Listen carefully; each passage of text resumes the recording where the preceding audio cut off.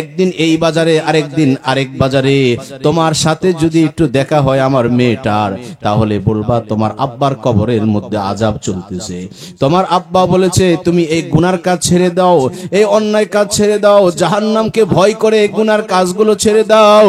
আর যদি পারো তোমার আব্বার জন্য কিছু সওয়াব পেশানি করো। যদি আমার মেয়ের সঙ্গে দেখা হয় তুমি এই কথাটা বলবা। আল্লাহর ওলি ওই মেয়েটাকে খুঁজতেছে, কারণ তো ওই মেয়েটা বাজারি মেয়ে, ওই মেয়েটা হলো বাজারি মেয়ে। একদিন এই বাজারে, আরেকদিন ওই বাজারে মেয়েটাকে খুঁজে পাওয়া যায় না। খুঁজতে খুঁজতে হঠাৎ করে দেখে ওই মেয়েটা এক জায়গায় খোলা আকাশের নিচে গোসল করতেছে। ওই বুজুর্গ তার কাছে এসে বলতেছে, মা তোমার আব্বা আমার বন্ধু মানুষ, তোমার আব্বার ইন্তেকালের পরে কবরের ভিতরে আযাব চলতেছে, ভয়ানক আযাব চলতেছে। তোমার আব্বা বলেছে তুমি এই গুনার কাজ ছেড়ে দাও, আল্লাহকে ভয় করো, জাহান্নামকে ভয় করে গুনার কাজ তুমি ছেড়ে দাও।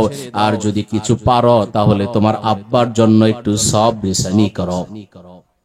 এই কথা বলার পরে ওই মেয়ে এক জগ পানি ঠাট্টা উপহাস করে উপরের দিকে ছুঁড়ে মেরলো। ছুঁড়ে যখন নাকি মেরেছে, ওই পানিটা এমন একটা জায়গায় গিয়া, এমন একটা পোকার নাকের ডগায় গিয়া এক ফোঁটা পানি পড়েছে। ওই পোকাটার ওই সময় জীবন যায় অবস্থা, মরণের উপকরণ হয়েছে, যায় অবস্থা। যখন এক ফোঁটা পানি তার নাকের ডগায় পড়েছে, ওই পানিটুকু সে তৃপ্তি সহকারে পান করেছে। তৃপ্ত সহকারে পান করে সে তার জীবনের নতুন জীবন ফিরে পেয়েছে, সে তার লাইফ, নতুন লাইফ সে ফিরে পেয়েছে। এরপরে আল্লাহর কাছে দোয়া করেছে, ওগো আল্লাহ, যে নাকি পানি ছুঁড়ে মেরেছে, আল্লাহ যে পানিটুকু খেয়ে আমি আমার জীবন বাঁচিয়েছি, নতুন জীবন ফিরে পেয়েছি, আল্লাহ যে এই সময় এই কঠিন মুহূর্তে আমার উপকার করেছে, ওর কোনো আত্মীয় স্বজন যদি কবরের মধ্যে থাকে, আল্লাহ তাদের কবরের আযাবগুলো তুমি মাফ করে দাও। কিছুদিন পরে আবার বুজুর্গ ওই বন্ধুকে স্বপ্নে দেখেছে। এবার দেখে জিজ্ঞেস করলো, ভাই তোমার কি অবস্থা? বলে আলহামদুলিল্লাহ আমি অনেক ভালো আছি। বলে কেন? তোমার মেয়ে তো কিছুই দান করে নাই, মাত্র এক জগ পানি উপরের দিকে ছুঁড়ে মেরেছে, আর কিছুই করে নাই। এই কথা বলার পরে ওই বন্ধু হাসতেছে, বলে তুমি জানো না আমার মেয়ে দান করেছে। কি দান করেছে? আমার মেয়েটা এক জগ পানি যখন উপরের দিকে ছুঁড়ে মেরেছে, ওই পানিটা এমন একটা পোকার নাকের ডগায় গিয়া এক ফোঁটা পানি পড়ছে, যে পোকাটার জীবন যায় অবস্থা, মরণের উপকরণ হয়েছে। ওই পোকাটা এই এক ফোঁটা পানি পান করে সে নতুন জীবন ফিরে পেয়েছে। নতুন জীবন ফিরে পেয়ে আল্লাহর কাছে দোয়া করেছে, ওগো আল্লাহ, এই কঠিন মুহূর্তে আল্লাহ যে আমাকে নাকের ডগায় পানি ছুঁড়ে মেরেছে, আল্লাহ যে পানি পেয়ে আমি আমার জীবন বাঁচিয়েছি, আল্লাহ তার কোন আপনজন যদি কবরে আযাবের মধ্যে থাকে, আল্লাহ তার কবরে আযাব তুমি মাফ করে দাও। যেসব জালেম সন্তানরা স্ত্রীর কান কথা শুনে মায়ের উপরে শারীরিক নির্যাতন চালায়, আমি তাদেরকে বলতে চাই, তুমি যদি ৭০,০০০ বছর হায়াত পাও, ৭০ বছর হায়াত পাও, আর প্রতিটা বছর যদি তুমি খানায়ে কাবার গিলাফ ধরে কান্নাকাটি করো, তোমার এই অপরাধ আল্লাহ ক্ষমা করবে না, যতক্ষণ পর্যন্ত তোমার আব্বা আম্মার কাছ থেকে তুমি এই অপরাধের ক্ষমা না নিবা। তুমি যখন আব্বা আম্মা ক্ষমা করবে, তখন গিয়ে আল্লাহ ক্ষমা করবে। যতক্ষণ পর্যন্ত আব্বা আম্মা ক্ষমা না করবে, ততক্ষণ পর্যন্ত এই অপরাধ আমার আল্লাহও ক্ষমা করবে না। কি বলেন, ঠিক না বেঠিক? এজন্য মুহতারাম হাজিরিন, অনেকেই বলে যে আব্বা আম্মা মরে গেছে, আজ থেকে রুখসত পেয়ে গেলাম, ছুটি পেয়ে গেলাম, আজ থেকে আর তাদের কোনো সেবা যত্ন নাই। আব্বার পায়খানা পরিষ্কার করেছি, আম্মার পায়খানা পরিষ্কার করেছি, আব্বা আম্মা দুনিয়া থেকে বিদায় হয়ে গেছে, আজকে থেকে রুখসত পেয়ে গেলাম, ছুটি পেয়ে গেলাম। না, আব্বা আম্মা মরে গেলে আব্বা আম্মার হক শেষ হয় না।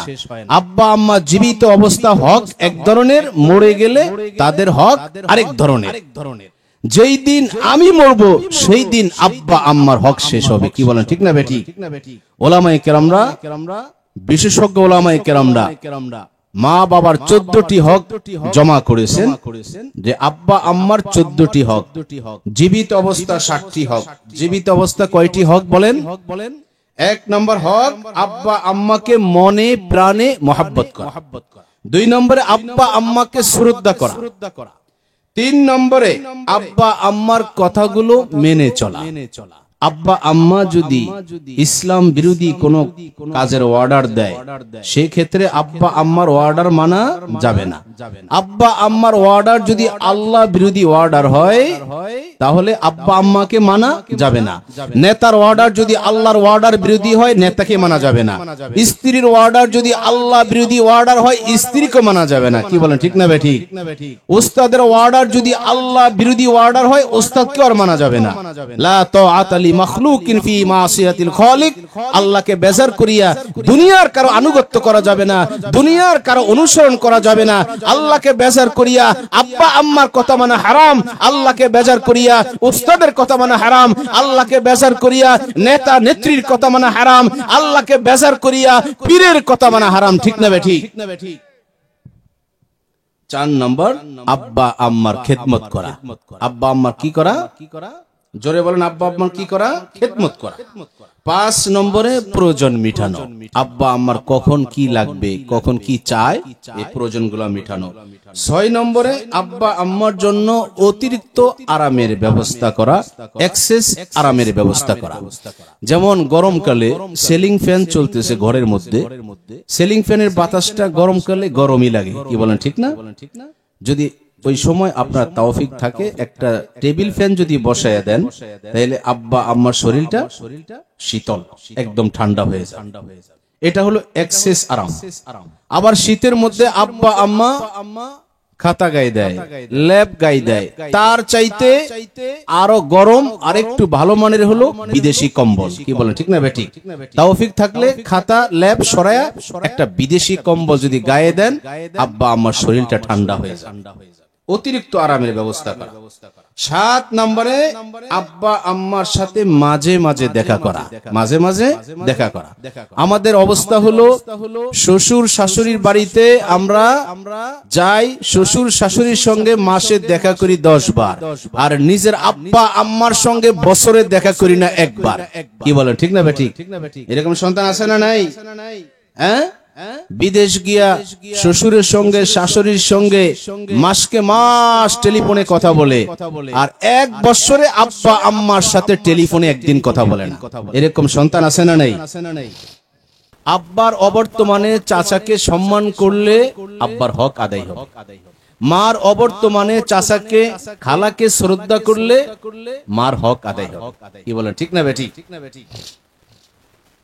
আমাদের দেশে এমন এক অবস্থা, আব্বা মরার সাথে সাথে চাচা আর ভাতিজার মধ্যে ফাইট শুরু হয়ে যায়। কি বলেন, ঠিক না বেঠিক?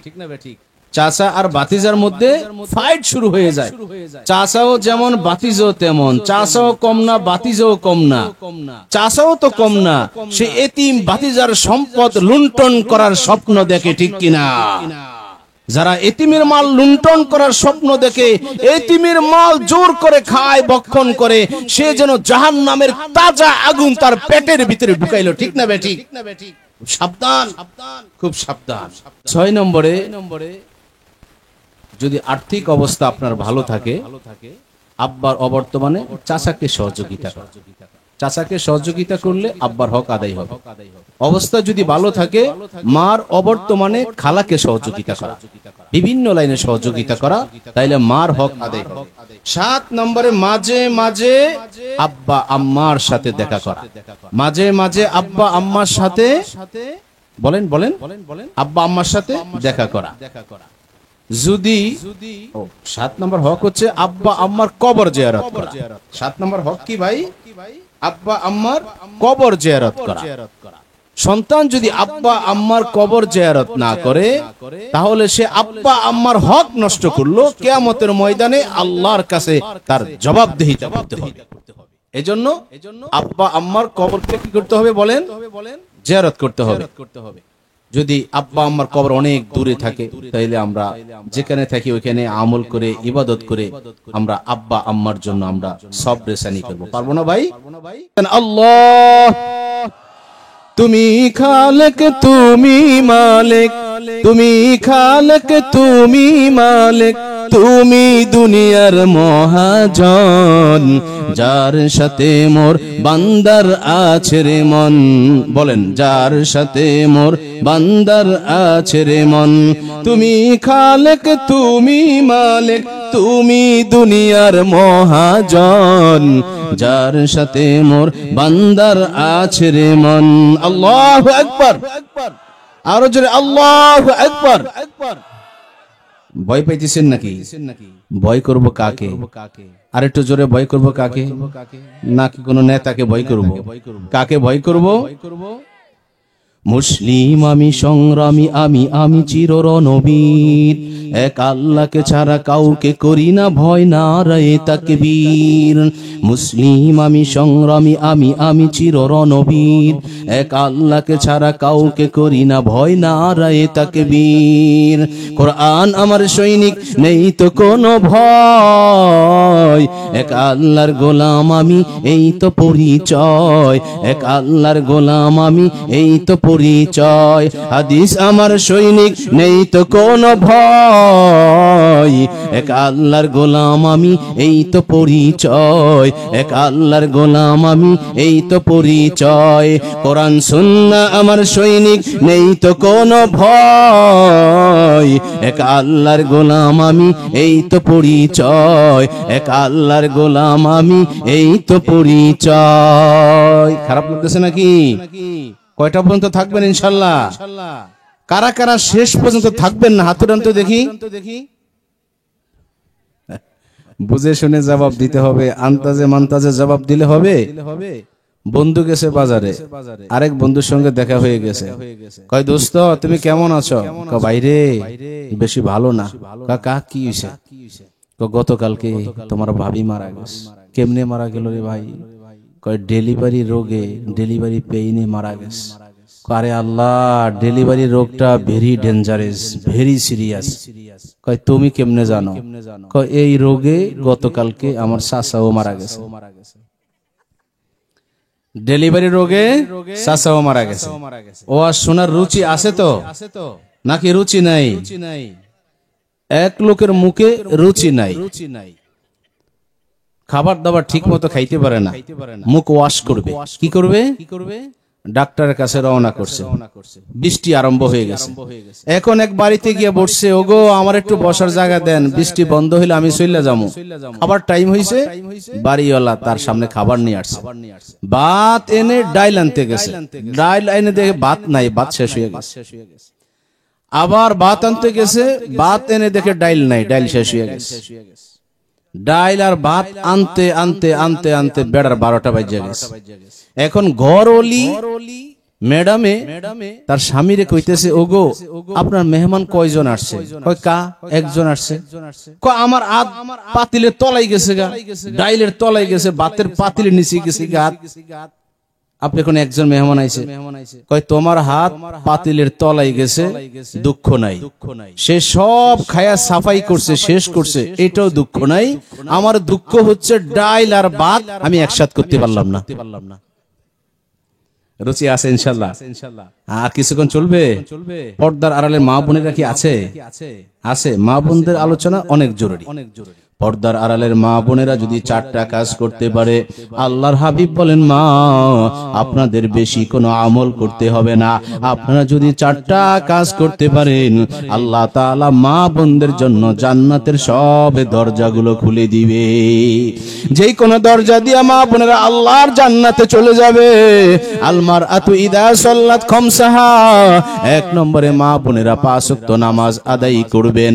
অসমাত শাহরহা, 2 নম্বরে রমজান মাসের রোজাগুলো আদায় করবেন। ও আহসানাত ফারজাহা, 3 নম্বরে সতীত্বের হেফাজত করবেন, সতীত্বের হেফাজত করবেন। ও আতাআত বালাহা, 4 নম্বরে স্বামীর খেদমত করবেন, স্বামীর অনুসরণ করবেন, স্বামীকে মহব্বত করবেন। ফালতাদখুল মিন আইয়ি আবওয়াবিল জান্নাতি শাআত। যেই মা বোনেরা এই 4টা কাজ করতে পারে, আল্লাহ তাআলা মা বোনদের জন্য বেহেশতের সব দরজাগুলো খুলে দিবে। যে কোনো দরজা দিয়া মা বোনেরা আল্লাহর জান্নাতে চলে যাবে। নারায়ে তাকবীর।